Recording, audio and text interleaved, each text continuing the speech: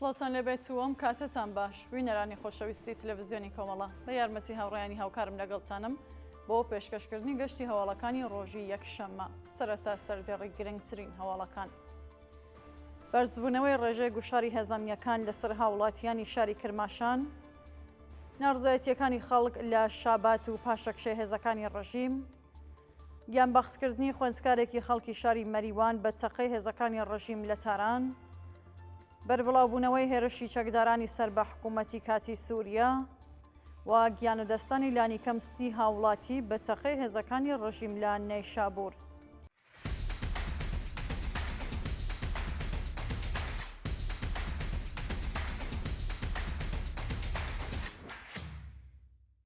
بەرزبوونەوەی ڕێژەی گوشاری هێزەمیەکان لەسەر هاوڵاتیانی شاری کرماشان.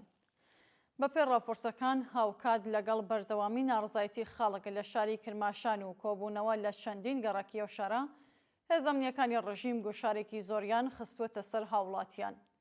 بە وتەی سەرچاوە ئاگادارەکان، زۆربەی دوکانەکانی شاری کرماشان لەلایەن هاوڵاتیانەوە جاخراوە و هەروەها ئەو فروشگایانە کە سەر بە سوپای پاسداران و ڕژیمی کۆماری ئیسلامین لە ترسی گەیشتنی زیانی مادی لەلایەن خۆپێشاندەرانەوە بە گشتی تابلۆکانیان هەڵگرتووە.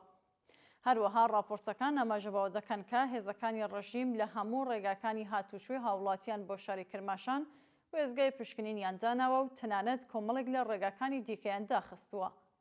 شانی باسە شەوی ڕابردوو لە نێوان هێزە سەرکوتگەرەکانی ڕژیمی جەنایەتکاری کۆماری ئیسلامی و خۆپێشاندەران لە چەندین گەڕەکی ئەو شارە تێکەڵشوونێکی تند ڕوویداوە، بەڵام تا کاتی داڕشتنی ئەم هەواڵە سەبارەت بە گیانبەختکردووان و برینداران زانیاریەک لەبەردەستانیە.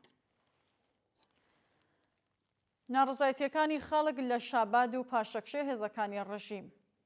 بەپێ راپۆرتی گەیشتوو، هێزەکانی ڕژیمی کۆماری ئیسلامی کە بۆ ماوەی زیاتر لە 13 ڕۆژە هەوڵی کۆنتڕۆڵکردنی ناڕزایەتیەکان لە ئێران دەدەن، شەوی ڕابردوو بەهۆی لەسەرەوەبوونی ژمارەی هاوڵاتیان لە کۆبوونەوەکاندا ناچار بە پاشەکشە بوون.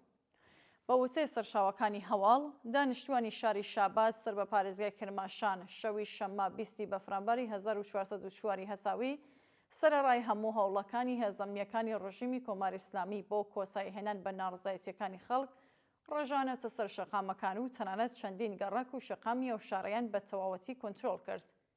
بەپێ ئەو وێنانەی بەدەستمان گەیشتوون، خەڵکی ناڕازی جەختیان لەسەر ئەوە کردوێتەوە کە لە وەڵامی هێرشی هێزەکانی ڕژیمدا ناچار بە خۆپاراستنی ڕەوا دەبن و هەر بۆیە ئەو هێزانە ناچار بە جێهێشتنی چەندین گەڕەکی ئەو شارە بوو.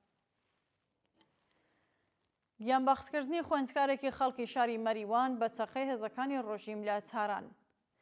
ڕۆژی پێنجشەممە 18 بەفرانبەری 1404 هەساوی خوێندکارێکی تەمەن 22 ساڵ و خەڵکی شاری مەریوان کە لە زانکۆی شەهید بەهەشتی تارانەی خوێند بە تەقەی هێزە جەنایەتکارەکانی ڕژیم گیانی بەخت کرد.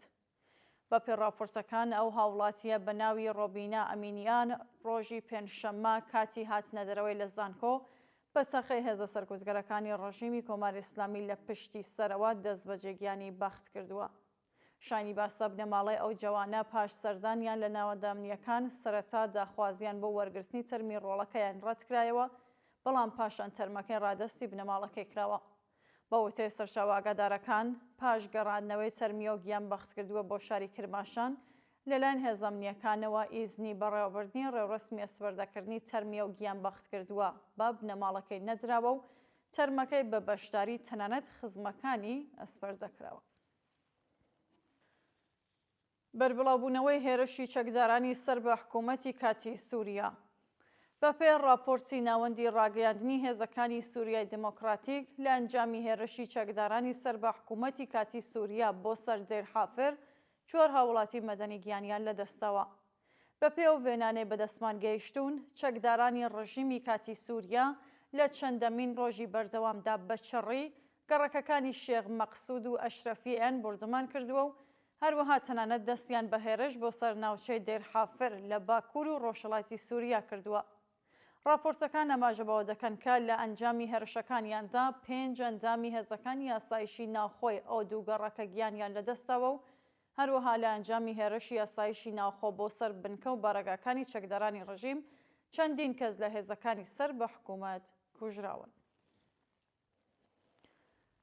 بەردەوامی ناڕزایەتیەکان لە ئێران و کوردستان هاوکات لەگەڵ پشڕانی بەردەوامی هێڵی ئینتەرنێت. ڕۆژی شەممە 20 بەفرەمبەری 1404 هەساوی سەرەڕای بەردەوامی پشڕانی تۆڕی ئینتەرنێتی جیهانی و ناخۆ لە ئێران خۆپێشاندەران لە چەندین شاری ئێران و کوردستان ڕژانە سەر شەقامەکان. بە پێوەڤێنانەی بەدەستی ناوەندی هەواڵی کۆمەڵە گەیشتوون، ناڕازیان لە شارەکانی تاران، ڕەشت، شیراز، کرماشان، شاباد، مەشهەد، ئەهواز، ئیسفەهان، قەزوێن، تەورێز و چەندین شاری دیکە سەرەڕای بەڕێوەبردنی دەیان کۆبوونەوە کۆنترۆڵی چەندین گەڕەکی شارەکانیان بەدەستەوە گرتووە و هێزە سەرکوزگەرەکانی ڕژیمیان ناچار بە پاشەکشە کردووە. هەروەها لە شارەکانی تاران، ئەهواز، مەشهەد و قەزوێن ناوەندە ئەمنیەکان و ناوەندەکانی دیکەی سەرکوتی خەڵک لەلایەن خەڵکی ناڕازیەوە کراوەتە ئامانج و تەنانەت لە هەندێک ناوچە کڵانتەری لەلایەن خۆپێشاندەرانەوە دەستی بەسەرداگیراوە. بەپێی راپۆرتی ڕێکخراوەکانی مافی مرۆڤ، تا کاتی داڕشنی ئەم هەواڵە 116 هاوڵاتی ناڕازی لە شارە جیاوازەکان بە چەقەی ڕاستەوخۆی هێزەکانی ڕژیم گیانیان لەدەستەوە و 2638 خۆپێشاندەر دەست بەسەرکراون کە بە تەنیا ناسناوی 638 کەسیان بەدەستمان گەیشتووە. گیانەدەستانی لانیکەم 30 هاوڵاتی بە چەقەی هێزەکانی ڕژیم لە نەیشابوور. بەپێی راپۆرتی ڕێکخراوەکانی مافی مرۆڤ لە ناڕزایەتیەکانی خەڵک لە شاری نەیشابوور، لانیکەم 30 هاوڵاتی بە چەقەی ڕاستەوخۆی هێزە سەرکوزگەرەکانی ڕژیمی کۆماری ئیسلامی گیانیان بەخت کردووە. بەپێی ئەو راپۆرتانە ڕۆژی شەممە 20 بەفرەمبەر هاوکات لەگەڵ ناڕزایەتیەکانی خەڵک لە شاری نەیشابوور، خۆپێشاندەران و تەنانەت کەسانی دیکەش کە بەشداریان لە ناڕزایەتیەکاندا نەکردووە و بە تەنیا لە دەرەوە بوون بە ئامانجی تەقەی ڕاستەوخۆ و بەبێ ئاگاداری هێزەکانی ڕژیم و لە ئەنجامدا 30 هاوڵاتی گیانیان لەدەستەوە و چەندین کەسی دیکەش بریندار بوون. شانی باسا خەڵکی ئەو شارە سەرەڕای هەموو گوشارەکانی ڕژیم و جەنایەتەکانی بەردەوام بوون لە ناڕزایەتی و بە ئاگرزانی چەندین ناوەندی حکوومەت ئەوەیان بە ڕژیمی کۆماری ئیسلامی سەلماندووە کە سەرەڕای هەموو جەنایەتەکانی ڕژیم لە ئاواتەکانیان واز ناهێنن. دووە هەواڵ ڕاگررتنی هێڵی ئاسمانی چەندین وڵات بۆ ئێران. بەپێی دوایین هەواڵەکان وڵاتانی تورکیا، قەتەر، ئەڵمان، ئێمارات و ئۆتریش بەهۆی بەرزبوونەوەی ڕێژەی ناڕزایەتیەکان و مەترسی هێرشی ئەمریکا بۆ سەر ئێران هێڵی ئاسمانیان بە تەواوەتی داخستووە.